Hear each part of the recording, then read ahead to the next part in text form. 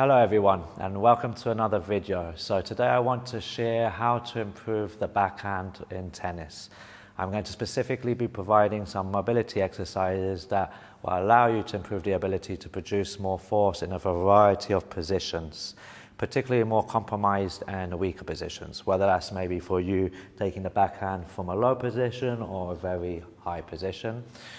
What this will provide you is more movement freedom, which means more options to dictate how you choose to hit that backhand. So when that ball is coming at you, if it's a high one, you know you'll have more capacity, capability and confidence to hit that backhand, for example. What I'm also going to provide is an exercise that will help increase your ability to produce a stronger and faster topspin motion.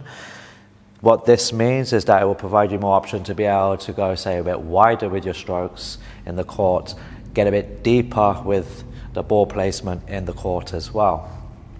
Another very important reason for why this will be beneficial is because it will also reverse the negative adaptations that happen from specializing, playing a sport, tennis being this one. So over time, when we use a particular joint a lot, tightness starts to develop. This is the type of thing that we want to reverse as best as possible, because with more tightness we end up having more movement limitations, meaning we will have to compensate a little bit more when we can't get into position that easily to hit the tennis ball, for example. This will allow us to mitigate pain and injuries by addressing all of the things I mentioned before. Now, before we start, I wanted to just cover what we're going to start with, which is learning to rotate this joint. So generally, when I strike a tennis ball, whether it's from down here, midway or above, there's going to be some degree of the racket coming up, but also externally rotating. So this sort of twisting motion. This is what allows me to create topspin. And whether the ball is low here or even up here, I'm still producing some degree of external rotation. So when we strike a ball, there will, yes, be certain movement coming from your elbow and also the wrist. I produce a lot of topspin with my wrist, but there's quite a lot that comes also from my shoulder. So it's this rotational motion of the shoulder, independent from the shoulder blade, that we're going to try and target in the first exercise. We all have different variabilities or different degrees of how we use our arm to hit a backhand. Not all of it is coming from that shoulder joint. Yes, you have your elbow that will assist. Yes, you have a lot that you can produce from the wrist. But for today, I want you to understand the focus is on improving what we have here and what we can use from this shoulder joint. So the first exercise that we're going to cover is an axial rotation. We're going to do this in 3 positions. All right, and this is going to help prepare the shoulder joint, build a bit of awareness on how capable you can actually move in these different positions as well. And then also we'll be coming back to this exercise and adding a bit more intensity to also show you how we can treat this more as a strength-focused exercise. So the actual rotation will happen in 3 places. In this position, then this position in line with my shoulder, and then lower down. In all 3 positions, I've brought the arm in, so I'm closing this angle. So if you have a tennis ball, this is worth using just to kind of begin working on gripping something. If not, you can do this with a fist. We're going to spend 20 seconds in each position. So starting in position 1, you want to rotate inwards. I will say fight for more for a couple of seconds, rotate outwards. We're spending 20 seconds just working in this position. So that probably gives you time for about 3 to 4 reps. And then from here, you're now going to start to lower the arm to midpoint, and then do the same. Rotate one way, fight for more for a few seconds. Rotate the other way, fight for more for a few seconds. Also, while you're doing this, assessing how much rotation can you actually produce. Maybe you start to notice that you can produce more rotation as you lower the arm down. So now we lower to the final position. And as you rotate, always focus on trying to rotate from this ball and socket joint for me. And then 20 seconds here. So that we've accumulated about a minute, and this could be a little longer. This is a low effort exercise just to try and build a bit more awareness, get things going. So the second exercise I'm now going to provide is what we call a PAILS and rails. This is going to apply a stretch. So what we're going to do is take this particular stretch, and our target or intent is try and lengthen all the tissues, muscles, and even at the joint from the side position in here. So as I do this, I'm creating an opening and most likely a stretch sensation across this area, which is what you want to explore. So this arm comes across, closing the gap in here. There are things that I can then begin to explore to actually personalize this or find specific lines of tension. So I could lower the arm down a bit more. I could raise it a bit more. Very important, I could play with rotation. I spoke earlier about how everyone's backhand will be very unique. We might use more certain areas of the joint. We might use them in slightly different positions. So you might find a specific position really speaks more to you in terms of experiencing a lot more tightness. As I said, the more we use something, the tighter it becomes. That tightness could probably indicate where you tend to create a lot of force for your strokes. So you'll notice now I've put my arm across the leg. Okay, this is important because it's going to allow me to get comfortable for what I'm going to do next. So you then can use your arm to brace or support onto the opposite leg. From here I can adjust, as I said. I can bring the arm down a bit more if I want to. I can slide it up a bit more. I can then play with a rotation. And what you're trying to do is now find a good line of tension. Most likely you'll find there's a lot of tension in different places. If that's the case for this first one, I just want you to find it down the middle. Now, while you hold that position, I'm going to explain what you're going to do. What we call a PAILS contraction, you're going to resist your legs. So you're actually not going to be able to move and you'll be like a statue, but you're contracting everything to help create this movement, all right? That striking motion for the backhand. Then the opposite, what we call the rails, will be to actively try to pull this arm into you. As you try to pull the arm into you, I also want to try to reach out with the arm. It's going to try to keep that stretch sensation, which we want to try and also hold on to. So you're in position.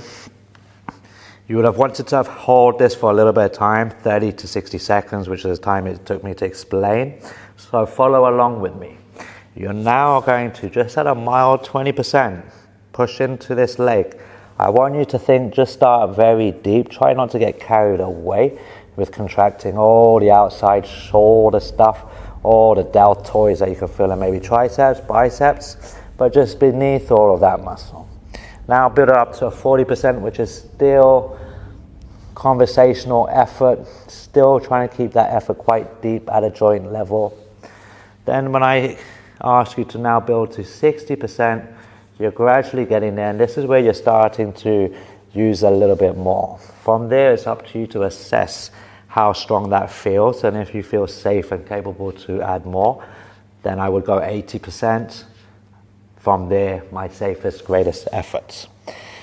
I build up slow. It gives me time to hit different layers of the shoulder joints, from internal and very deep to superficial, all the muscles. It also gives me time to assess how much strength I can produce at what level. Then after you've built that up and hold for a total of 30 seconds, you start to soften, which we'll do now, and do the opposite. So you notice I haven't changed position, but I'm actively trying to hold this position or promote even more, bringing the arm into me. I almost feel like that stretch is hanging in there still. So I'm holding that for also 20 to 30 seconds, after which I soften, slowly sink down, and then I would give myself 10 to 15 seconds just in this new range of motion before I then slowly come out of it. So with this, you might have felt a few different lines of tension as you played with different variables of moving your arm and rotating it in different places. So before I would move on to the next exercise, I would do another setting up slightly differently, finding a different line of tension.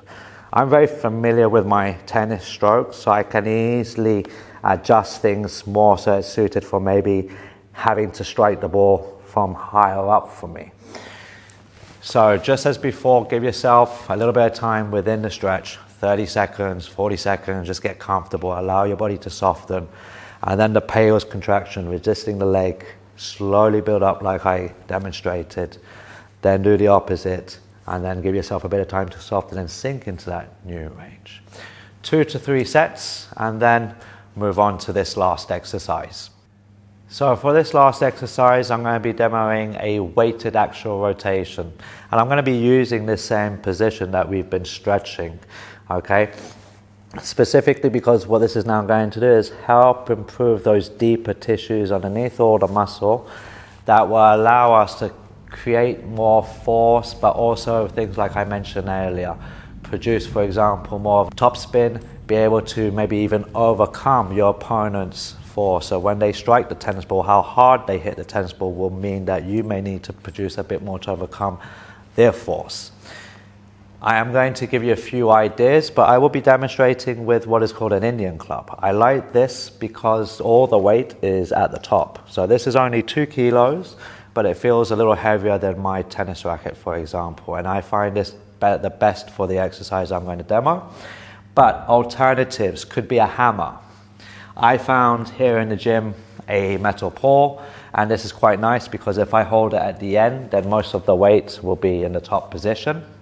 The same can also be done with a dumbbell, okay? For beginners, you could hold a dumbbell right in the middle, but then you can start to hold it at one end. The intent is that we want the weight to be as much as possible to one end, because what that means is that when you try to reverse the motion, you'll find it a lot harder. So I have here for this exercise a 4 kilo Indian club. Now, before I start, without having to change the weight all the time, just where I hold the weight will change how hard the exercise is. So if I hold it in the middle, this will be a lot more forgiving. If I hold it up here, a lot more easier. But I want to hold it where I feel most of the weight is on one end, and I know with this way I'm quite comfortable to perform this exercise. So we're taking the same position that we were kind of stretching out in earlier. But now with the weights, what we're going to do is we're going to rotate that shoulder joint. So I'm going to internally rotate. I'll work towards my ends. And then in a controlled manner, I'm externally rotating.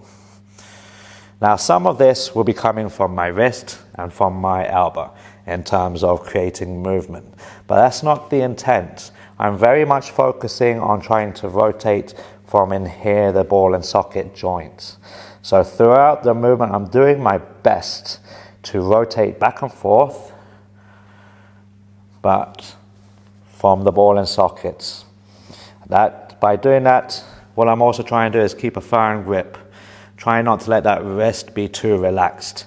Trying to keep the elbow fairly tight, but then trying to create that rotation from inside this shoulder joint.